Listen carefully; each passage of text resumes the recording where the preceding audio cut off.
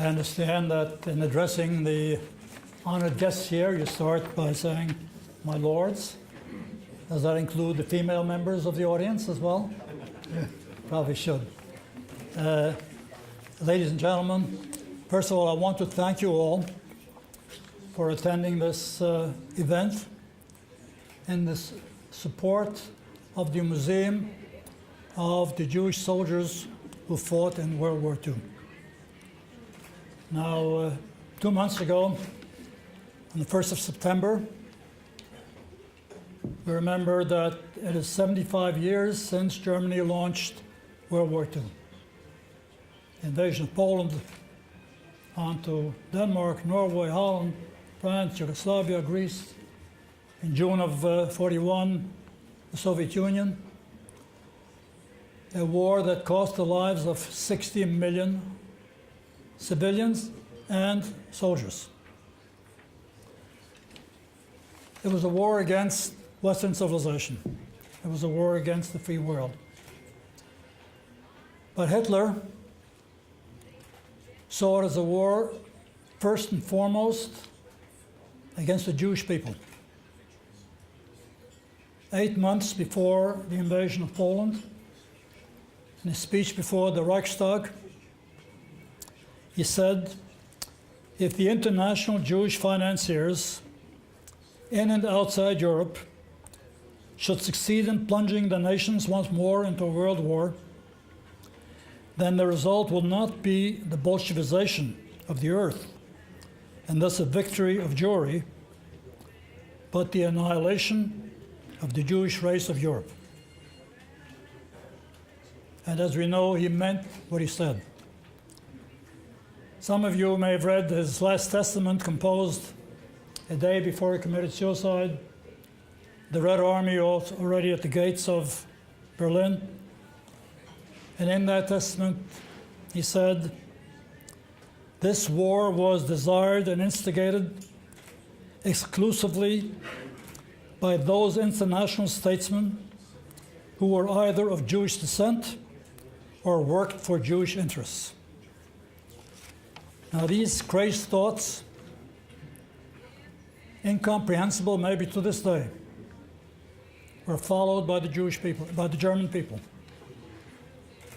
And the command to exterminate the Jews of Europe, 6 million were killed, 6 million civilians, among them 1.5 million children, was carried out by Hitler's knowing executioners, what has been called by ordinary men.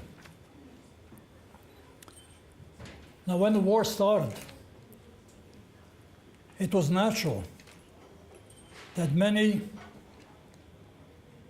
Jewish leaders, Chaim Weizmann, the leader of the Zionist movement at the time, Jabotinsky, his rival in the Zionist movement, thought that it would be right and appropriate and proper that Jews should participate in the war against Germany under the flag of the Star of David. And negotiations took place with the British government about establishing a Jewish army under British auspices. Ord Wingate was meant to be the commander of that army. But finally, the negotiations were not successful. The decision of the British government was not to establish a Jewish army. And so, of course, it fell to Jewish servicemen in the Allied armies to serve under the flags of the countries of which they were citizens.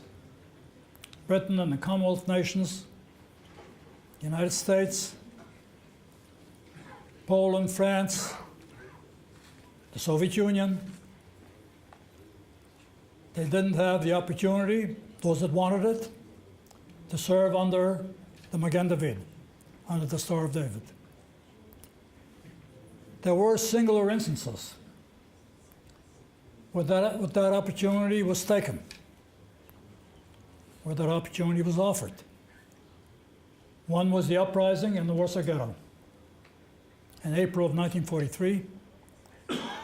The first uprising in German-conquered territory during World War II,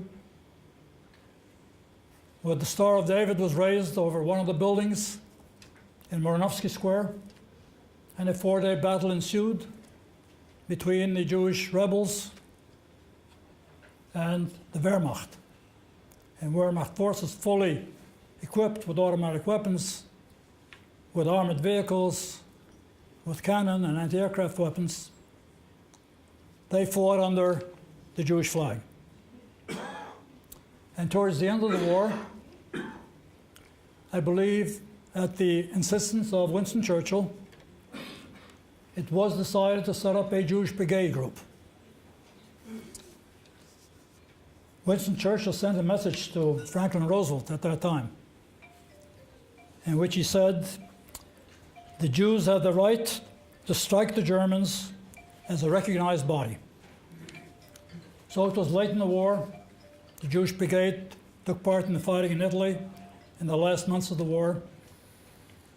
But 1.5 million Jewish servicemen in the armies of the Allied nations took part in the battle and eventually in the victory of World War II.